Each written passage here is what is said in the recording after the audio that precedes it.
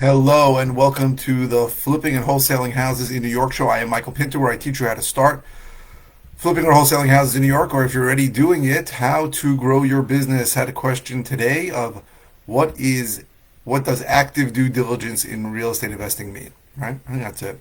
And what it means usually is a buyer's due diligence into a property, right? So they're doing due diligence means doing your research to see if this is a property you want to buy. Now, there's also due diligence that's done on the seller side into a buyer to see if a buyer is good. But in general, it's going to be active due diligence. It's going to be a buyer looking into a property. So on commercial properties, there's usually a due diligence period in the contract. The bigger the deal, the longer the due diligence period, because very often they have to look into leases and all kinds of legal documents, hire attorneys, especially in New York. If there's a rent control or rent stabilization, you got to look back 1,000 years to see if anybody was overcharged, because that could be your liability. It's a little nuts, but in general, it's looking into the property, right? So let's take a residential property, so a 1 to 4 family property. You're looking in to see if there's anything in here that's going to be a big problem. So in 49 states, right, every state but New York, you go to contract, and then there is a due diligence or inspection period in the contract, or the purchase and sale agreement or purchase agreement. And you're going to look into it, probably do an inspection, get an inspection done. In New York, though, it's the only state where we don't go to contract with contingencies. We get our inspections done before the contract. So I just agreed to a buyer on a property I have, and he's doing the inspection tomorrow, 8 a.m. Great. And if there's any issues he has, then he's going to ask me for a credit or ask me for a repair in the contract. That's how it works in New York. It's the only state I know of that works that way. I think it's the only state out of 50 that it works that way. And what that means is that if you think you're going to go into wholesaling and have this inspection period and then find a buyer there, homie doesn't play that in New York. It doesn't work. But that's fine. Now, the real question is, what are you looking for during active due diligence, right? What are you looking for? So you're looking for a major problem. Now, I've never bought a property that had a major problem later. I have bought a property. I have almost bought properties that I thought had major problems, but it really depends on where you are located geographically. So let me give you an example. So one of the things that you can look for in Long Island, where I operate, is if the property had severe Sandy damage. That's 2012, so it's 9 years ago. The local municipality, whether it's a village or a town or city, could require you to lift the property. So that's due diligence I do. So especially in places like the city of Long Beach or anywhere on the water. I just put an offer in on something in Lindenhurst. And if it's required to be lifted, you have to understand you're not going to get a certificate of occupancy, a C of O, unless you lift it. So that's very important. Places that get a lot of water, right? Sometimes I'll go down to a basement and I'll see that this thing has a water issue. So I'm going to figure out what that is and whether it's something I can solve for a relatively small amount of money. So I bought properties that had water problems, and I've put in waterproofing systems in them, and they haven't been so bad. Hasn't been cost-wise, I mean. Now, in a lot of parts of the country, you're looking for foundational problems, right? Foundation shifting, where some buyer is going to require you to do major foundational work. That gets expensive. I understand that. Most things you can see, right? So if the property's got a bad roof or a leak in the roof, that's something you're going to see pretty quickly. Now, I bought a property in Bayshore that I stupidly believed the guy that he said that the leak was old. I was a fool. I bought the property. I fixed the sheetrock in the second floor ceiling, and then the next time it rained, I had a leak. So I thought I could do a simple repair on the roof. I needed to replace the entire roof. It cost me 10 grand. Okay, that happens, right? I sort of knew that there was some risk of that, but I was foolish enough to believe that this guy was telling me the truth. I was idiotic. But most things you can see. There are very few things you can't see. Now, what comes up a lot, people are terrified of mold. Mold's so bad. Mold's not bad at all, right?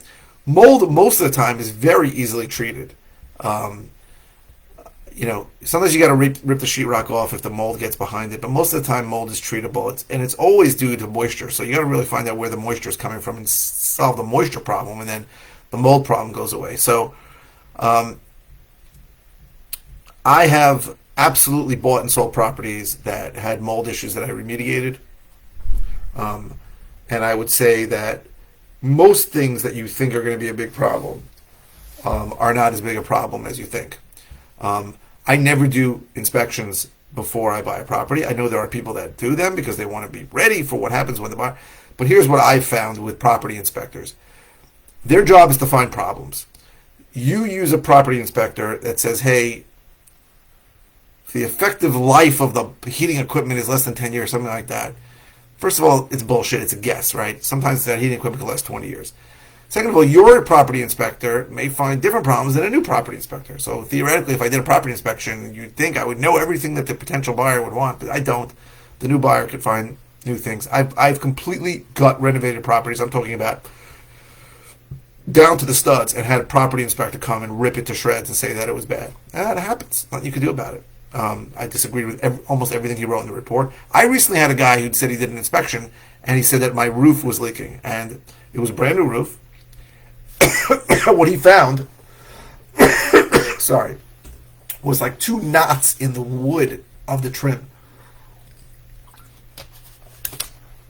So there were knots in the wood. They were circular. He thought those were leaks. That's ridiculous. This guy was a moron. I sold it to somebody else. So the things you're looking for are major structural problems. The things you're looking for are things that are going to cost you money, right? A lot of money, right? Things that are minor. I mean, you know about painting, cosmetic work, flooring. You know if you need a kitchen or if you don't, a bathroom if you don't. Most of the things you're going to be able to see. Now, I'm saying that I've been doing this full time for almost 10 years, and I did it part time for a long time before that. Maybe one day I'm going to get burned on this. Like maybe I should. One day I'm going to go, I should have gotten an inspection. Maybe, but I'm a big believer that I can eyeball most things on there, and a few surprises that should come up are going to. I should have enough room from the price I buy the property to the price I'm thinking of selling it, that if a few surprises come up, I'm still making money. That's what I feel about active due diligence, right? Now, I've looked at thousands of houses, so I can go into a house and come up with a repair estimate most of the time in 5 minutes, 10 minutes max. I can come up with a number. If you're new, you're not going to know that, and you're going to be afraid, right? I was afraid the first couple of deals I did. How much is this really going to cost? I brought contractors in, and you can do that, but just be careful which contractors you use. And I say that because I've seen people call up regular. Something's in my throat. Sorry. Regular residential remodelers and getting quotes on their property to flip that were $80,000 more than I thought they should be, because these guys are going to make a lot of money on you. You got to use a contractor who works with I got to call this guy, sorry, who works with investors. So you can bring contractors in the first time. Obviously, you can use me as a resource. You can tell me what needs to be done, or I'll go take a look at it. I've helped people out. But in general, your active due diligence before you buy a property is finding out what repairs are needed. And you are looking for surprises that didn't show up, that you're unfamiliar with, that may something big enough that it would kill a deal. That's pretty much what you're looking for during active due diligence, or big enough that you don't want to buy the property if you're just buying a property to live in.